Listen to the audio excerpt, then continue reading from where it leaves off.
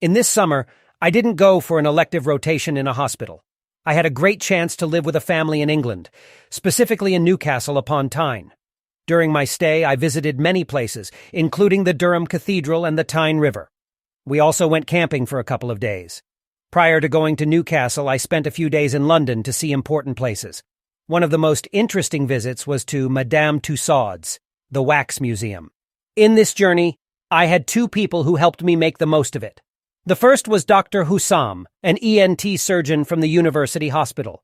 He had previously worked in the UK before starting his job in Saudi Arabia, and he happened to be on holiday in London when I was there. He spent time with me in London and drove me to Newcastle in his car. The second person was the family I lived with. They were very kind to me. In fact, the housewife was a nurse at the University Hospital and was also on holiday during my stay.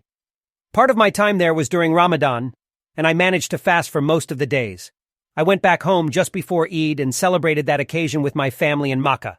The fourth year is the starting year in hospital rotations, and it will last for 24 months. In these years, I will go through the main specialties, namely internal medicine, surgery, pediatrics, obstetrics. There would be no final year exam except at the end of the 2 years, but each rotation will have its evaluation tests.